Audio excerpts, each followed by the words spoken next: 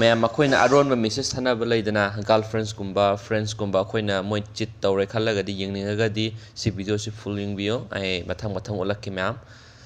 ꯁꯤ ꯂꯣꯏꯅ ꯁꯤꯒꯤ ꯑꯩ ꯃꯊꯪ ꯁ꯭ꯇꯦꯞ ꯕꯥꯏ ꯁ꯭ꯇꯦꯞ ꯇꯧꯔꯛꯀꯦ ꯑꯗꯨꯒ ꯑꯗꯨꯝ ꯆꯦꯛ ꯇꯧꯕ ꯌꯥꯔꯅꯤ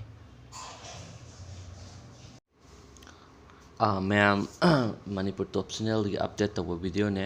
ꯉꯁꯤꯗꯤ ꯚꯤꯗꯤꯑꯣꯁꯤ ꯍꯦꯛꯀꯤ ꯃꯔꯝꯗ ꯁꯨꯝ ꯍꯥꯏꯒꯦ ꯃꯌꯥꯝꯁꯤ ꯑꯁꯦꯡꯕꯩ ꯁꯤꯒꯤ ꯚꯤꯗꯤꯑꯣꯁꯤ ꯋꯥꯆꯞꯀꯤꯅꯦꯕ ꯋꯥꯆꯞꯁꯤꯗ ꯃꯌꯥꯝ ꯍꯥꯏꯗꯤ ꯒꯥꯔꯜꯐ꯭ꯔꯦꯟꯕꯨ ꯑꯣꯏꯔꯁꯨ ꯑꯗꯨꯒ ꯏꯃꯥꯟꯅꯕꯤꯁꯤꯡꯒꯤ ꯑꯣꯏꯔꯁꯨ ꯍꯥꯏꯗꯤ ꯃꯦꯁꯦꯖꯇꯣ ꯄꯥꯅꯤꯡꯉꯒꯗꯤ ꯀꯣ ꯀꯃꯥꯏꯅ ꯇꯧꯔ ꯄꯥꯅꯤ ꯑꯩꯈꯣꯏꯒꯤ ꯐꯣꯟꯗ ꯑꯣꯏꯔꯁꯨ ꯑꯃꯗ ꯑꯣꯏꯔꯁꯨ ꯏꯃꯦꯜꯗ ꯑꯣꯏꯔꯁꯨ ꯅꯪ ꯁꯤꯌꯔꯤꯡ ꯇꯧꯕ ꯌꯥꯕ ꯇꯦꯛꯁ ꯃꯦꯁꯦꯖ ꯑꯣꯏꯔꯁꯨ ꯑꯗꯨꯗ ꯁꯤꯌꯔ ꯇꯧꯔꯀꯥꯟꯗ ꯂꯣꯏꯅ ꯄꯥꯕ ꯌꯥꯏꯑꯕ ꯑꯗꯨ ꯀꯃꯥꯏꯅ ꯄꯥꯅꯤ ꯈꯣꯠꯅꯤ ꯀꯃꯥꯏꯅ ꯍꯥꯏꯗꯤ ꯀꯃꯥꯏꯅ ꯈꯪꯗꯣꯏꯅꯣ ꯈꯣꯠꯇꯣꯏꯅꯣ ꯍꯥꯏꯕꯗꯣ ꯑꯗꯣ ꯃꯌꯥꯝꯅꯁꯨ ꯑꯗꯨꯝ ꯈꯪꯕꯗꯤ ꯄꯣꯠꯅꯦ ꯑꯗꯣ ꯀꯃꯥꯏꯅ ꯇꯧꯔꯒ ꯀꯃꯥꯏꯅ ꯄꯥꯗꯣꯏꯅꯣ ꯑꯗꯨ ꯍꯥꯏꯐꯦꯠ ꯍꯥꯏꯒꯦ ꯃꯌꯥꯝ ꯍꯥꯏꯗꯤ ꯐꯣꯔ ꯑꯦꯛꯖꯥꯝꯄꯜ ꯑꯩ ꯀꯣꯟꯇꯦꯛ ꯅꯝꯕꯔꯗ ꯃꯤ 2-3 ꯌꯥꯎꯔꯦꯅꯦ ꯁꯤꯁꯦꯀꯣ ꯁꯤ ꯃꯤ 2-3ꯁꯤꯗ ꯑꯩꯅ ꯀꯩꯅꯣ ꯇꯧꯅꯤꯡꯉꯦꯕ ꯚꯤꯗꯤꯑꯣꯁꯤ ꯍꯥꯏꯗꯤ ꯃꯤꯗꯨꯗ ꯀꯃꯥꯏꯅ ꯇꯧꯔꯒ ꯎꯠꯇꯣꯏꯅꯣ ꯌꯦꯡꯗꯣꯏꯅꯣꯁꯦ ꯍꯦꯛ ꯇꯧꯕꯒꯤ ꯃꯑꯣꯡꯁꯦ ꯍꯥꯏꯐꯦꯠ ꯍꯥꯏꯔꯛꯀꯦ ꯃꯌꯥꯝ ꯐꯦꯁꯕꯨꯛꯀꯤꯁꯨ ꯌꯥꯝ ꯂꯥꯛꯑꯦ ꯀꯃꯥꯏꯅ ꯍꯦꯛ ꯇꯧꯅꯤ ꯈꯣꯠꯅꯤꯗꯣ ꯑꯗꯨ ꯃꯌꯥꯝ ꯃꯊꯪ ꯍꯥꯏꯔꯛꯀꯦ ꯑꯍꯥꯟꯕ ꯁꯤ ꯋꯥꯆꯞꯀꯤ ꯃꯦꯁꯦꯖꯁꯦ ꯑꯩꯈꯣꯏꯅ ꯀꯃꯥꯏꯅ ꯑꯩꯈꯣꯏ ꯒꯥꯔꯜꯐ꯭ꯔꯦꯟꯁꯀꯤ ꯑꯣꯏꯔꯁꯨ ꯑꯩꯈꯣꯏꯅ ꯄꯥꯅꯤꯡꯉꯒꯗꯤ ꯀꯃꯥꯏꯅ ꯄꯥꯅꯤ ꯍꯥꯏꯕꯁꯦ ꯁꯤ ꯚꯤꯗꯤꯑꯣꯅꯦ ꯃꯌꯥꯝ ꯑꯗꯣ ꯃꯌꯥꯝ ꯁꯤ ꯑꯩ ꯀꯣꯟꯇꯦꯛꯇꯁꯤ ꯃꯤ 2-3 ꯃꯦꯁꯦꯖ ꯊꯥꯅꯕ ꯌꯥꯎꯔꯦ ꯑꯩꯅ ꯀꯩꯅꯣ ꯇꯧꯅꯤꯡꯉꯤꯕ ꯄꯥꯅꯤꯡꯉꯤꯕ ꯀꯩꯅꯣꯁꯤꯅ ꯑꯃꯨꯛ ꯑꯁꯤꯒꯤ ꯅꯝꯕꯔ ꯑꯃ ꯄꯨꯊꯣꯔꯛꯀꯦ ꯁꯤꯒꯤ ꯑꯩꯅ ꯍꯟꯁꯥ ꯊꯥꯏꯁꯦ ꯑꯍꯥꯟꯕꯗ ꯊꯦꯡꯛ ꯌꯨ ꯇꯧꯕꯒꯤ ꯃꯦꯁꯦꯖ ꯊꯥꯅꯕ ꯑꯃ ꯂꯩꯖꯦ ꯁꯤꯁꯤꯒꯤ ꯏꯕꯥꯅꯤ ꯇꯦꯛꯁ ꯑꯩꯅ ꯃꯥꯒꯤ ꯇꯦꯛꯁꯁꯤ ꯑꯣꯏꯅ ꯄꯥꯅꯤꯡꯉꯦꯕꯀꯣ ꯄꯥꯅꯤꯡꯉꯒꯗꯤ ꯀꯃꯥꯏꯅ ꯄꯥꯅꯤ ꯍꯥꯏꯕꯁꯦ ꯁꯤꯁꯦ ꯍꯥꯏꯔꯛꯀꯦ ꯃꯌꯥꯝ ꯑꯍꯥꯟꯕꯗ ꯑꯩꯈꯣꯏꯅ ꯇꯧꯗꯣꯏꯁꯦ ꯑꯗꯨꯒ ꯃꯌꯥꯝ ꯁꯤꯁꯦ ꯑꯩꯈꯣꯏꯅ ꯆꯤꯠꯄꯨ ꯇꯧꯔꯁꯨ ꯑꯃꯕꯨ ꯇꯧꯔꯁꯨ ꯅꯠꯇ꯭ꯔꯥ ꯒꯥꯔꯜꯐ꯭ꯔꯦꯟ ꯀꯩꯀꯩꯅ ꯑꯗꯨ ꯌꯦꯡꯒꯦ ꯆꯦꯛ ꯇꯧꯒꯦ ꯍꯥꯏꯔꯒꯗꯤ ꯁꯤ ꯋꯥꯆꯞꯁꯤꯗ ꯆꯪꯉꯅꯤ ꯋꯥꯆꯞꯁꯦ ꯇꯦꯛꯁ ꯇꯧꯅꯕꯩꯗꯨꯗ ꯆꯪꯉꯅꯤ ꯍꯥꯏꯐꯦꯠ ꯑꯗꯨ ꯆꯪꯉꯀꯥꯟꯗ ꯁꯨꯃꯥꯏꯅ ꯆꯪꯉꯅꯤ ꯁꯨꯃꯥꯏꯅ ꯀꯣ ꯆꯪꯉꯀꯥꯟꯁꯤꯗ ꯃꯥꯒꯤ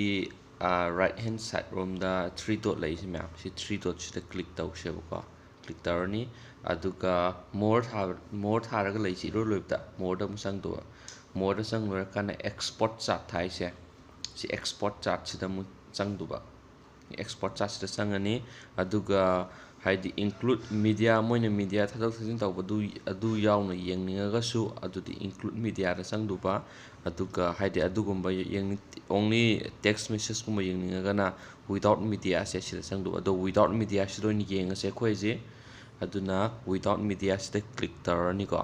ꯋꯤꯗꯥꯎꯠ ꯃꯤꯗꯤꯌꯥꯁꯤꯗ ꯀ꯭ꯂꯤꯛ ꯇꯧꯔꯅꯤ ꯑꯗꯨꯒ ꯃꯥꯁꯤꯗ ꯑꯣꯞꯁꯟ ꯈꯔ ꯄꯤꯔꯛꯑꯦ ꯇꯣ ꯍꯥꯏꯗꯤ ꯅꯪ ꯁꯤꯁꯦ ꯀꯗꯥꯏꯗ ꯇ꯭ꯔꯥꯟꯁꯐꯔ ꯇꯧꯕꯒꯤ ꯃꯑꯣꯡꯁꯦ ꯕ꯭ꯂꯨꯇꯨꯠꯇ ꯇꯧꯔ ꯊꯥꯒꯦ ꯍꯥꯏꯕ꯭ꯔꯥ ꯃꯦꯁꯦꯖ ꯑꯣꯏꯅ ꯊꯥꯒꯦ ꯍꯥꯏꯕ꯭ꯔꯥ ꯑꯩ ꯉꯁꯥꯏ ꯍꯥꯏꯕꯗꯣ ꯏꯃꯦꯜꯗ ꯊꯥꯒꯦ ꯍꯥꯏꯕ꯭ꯔꯥ ꯖꯤꯃꯦꯜꯗ ꯊꯥꯒꯦ ꯍꯥꯏꯕ꯭ꯔꯥ ꯋꯥꯆꯞꯇ ꯊꯥꯔꯁꯨ ꯌꯥꯏ ꯑꯗꯒꯤ ꯗ꯭ꯔꯥꯏꯚꯇ ꯁꯦꯞ ꯇꯧꯁꯤꯜꯂꯒ ꯌꯦꯡꯉꯁꯨ ꯌꯥꯏ ꯃꯦꯁꯦꯖ ꯑꯣꯏꯅ ꯊꯥꯔꯁꯨ ꯌꯥꯏꯀꯣ ꯑꯗꯣ ꯍꯧꯖꯤꯛ ꯑꯩ ꯀꯩꯅꯣꯗ ꯑꯣꯏꯅ ꯊꯥꯒꯦ ꯏꯃꯦꯜꯗ ꯑꯣꯏꯅ ꯊꯥꯒꯦ ꯃꯌꯥꯝ ꯏꯃꯦꯜꯗ ꯆꯪꯉꯁꯤ ꯏꯃꯦꯜ ꯊꯥꯗꯕ ꯑꯣꯏꯔꯗꯤ ꯑꯗꯣ ꯁꯤ ꯏꯃꯦꯜꯗ ꯆꯪꯉꯦ ꯃꯌꯥꯝ ꯏꯃꯦꯜꯗ ꯆꯪꯉꯅꯤ ꯑꯗꯨꯒ ꯉꯁꯥꯏꯒꯤ ꯏꯃꯦꯜꯗꯣ ꯊꯣꯛꯂꯛꯑꯝꯃꯅꯤ ꯁꯤꯗꯀꯣ ꯐ꯭ꯔꯣꯝ ꯇꯧꯔꯒ ꯑꯗꯨꯒ ꯑꯩꯅ ꯊꯥꯖꯅꯤꯡꯉꯤ ꯏꯃꯦꯜꯁꯤ ꯑꯩ ꯃꯅꯤꯄꯨꯔ ꯇꯣꯞ ꯆꯦꯅꯦꯜꯗ ꯊꯥꯖꯅꯤꯡꯉꯦꯕ ꯃꯅꯤꯄꯨꯔ ꯇꯣꯞ ꯆꯦꯅꯦꯜꯁꯤꯗ ꯆꯪꯉꯅꯤ ꯀꯣ ꯆꯪꯉꯀꯥꯟꯗ ꯑꯗꯨꯒ ꯁꯤꯗ ꯑꯩꯅ ꯉꯁꯥꯏ ꯀꯩꯅꯣꯒꯤ ꯄꯣꯠ ꯑꯩꯈꯣꯏ ꯇꯦꯛꯁ ꯃꯦꯁꯦꯖ ꯊꯥꯅꯕ ꯃꯌꯥꯝꯗꯣ ꯁꯤ ꯂꯣꯏ ꯌꯥꯎꯈ꯭ꯔꯕꯅꯦꯕ ꯑꯗꯨꯒ ꯑꯩ ꯍꯧꯖꯤꯛ ꯇꯦꯛꯁ ꯊꯥꯈ꯭ꯔꯒꯦ ꯀꯣ ꯊꯥꯔꯅꯤ ꯑꯗꯨꯒ ꯍꯧꯖꯤꯛ ꯑꯩ ꯏꯃꯦꯜꯗ ꯃꯦꯁꯦꯖꯇꯣ ꯂꯥꯛꯑꯅꯤ ꯉꯥꯏꯍꯥꯛ ꯉꯥꯏꯔꯒ ꯂꯥꯛꯑꯅꯤ ꯌꯦꯡꯉꯁꯤ ꯃꯦꯁꯦꯖꯇꯣ ꯍꯧꯖꯤꯛ ꯌꯧꯔꯛꯑꯅꯤ ꯏꯃꯦꯜꯗ ꯑꯩꯅ ꯇꯦꯛꯁ ꯇꯧꯈꯤꯕꯗꯣ ꯑꯗꯨꯒ ꯃꯌꯥꯝ ꯃꯔꯛ ꯊꯠꯅ ꯑꯗꯨꯝ ꯐꯦꯁꯕꯨꯛꯁꯨ ꯑꯗꯨꯝ ꯀꯣ ꯃꯌꯥꯝ ꯑꯔꯥꯟꯕꯗꯗꯤ ꯁꯤꯖꯤꯟꯅꯅꯤꯡꯗ꯭ꯔꯒꯗꯤ ꯍꯦꯛ ꯇꯧꯕꯁꯦ ꯌꯥꯝ ꯂꯥꯏ ꯑꯗꯨ ꯀꯃꯥꯏꯅ ꯍꯦꯛ ꯇꯧꯅꯤ ꯈꯣꯠꯅꯤ ꯍꯥꯏꯕꯗꯣ ꯑꯗꯨꯒꯤ ꯃꯔꯝꯗ ꯈꯪꯅꯤꯡꯉꯒꯁꯨ ꯀꯃꯦꯟ ꯕꯣꯛꯁꯇ ꯇꯧꯔꯛꯑꯣ ꯑꯩ ꯁꯣꯏꯗꯅ ꯃꯇꯦꯡ ꯄꯥꯡꯖꯒꯦ ꯑꯗꯣ ꯍꯧꯖꯤꯛ ꯃꯦꯁꯦꯖ ꯂꯥꯛꯈ꯭ꯔꯦ ꯃꯌꯥꯝ ꯃꯦꯁꯦꯖꯇꯣ ꯌꯦꯡꯉꯦ ꯁꯤꯗ ꯋꯥꯆꯞ ꯃꯦꯁꯦꯖ ꯋꯤꯠ ꯁꯤ ꯂꯥꯛꯑꯦꯀꯣ ꯃꯌꯥꯝ ꯑꯗꯣ ꯗꯥꯏꯔꯦꯛ ꯆꯪꯉꯒꯦ ꯁꯤ ꯂꯩꯔꯦ ꯃꯌꯥꯝ ꯍꯧꯖꯤꯛ ꯐꯪꯉꯦ ꯋꯥꯆꯞ ꯆꯥꯠ ꯋꯤꯠ ꯖꯦꯅꯤꯁ ꯍꯧꯖꯤꯛ ꯊꯥꯅꯕꯗꯣ ꯑꯩ ꯁꯦꯞ ꯇꯧꯕ ꯃꯃꯤꯡꯗꯨꯅ ꯖꯦꯅꯤꯁ ꯍꯥꯏꯅ ꯑꯗꯨꯗꯒꯤ chat history in attached at WhatsApp chat with a genius file to his email to this email haire adu si leire ma'am ko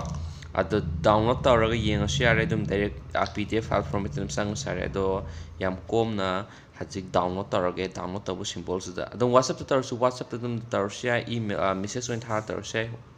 hajik download tawkhre sangage text message suda mo adu ma'am si leire to text message tawuda koi thana ba sing sida pullap phangani loina haidi nangna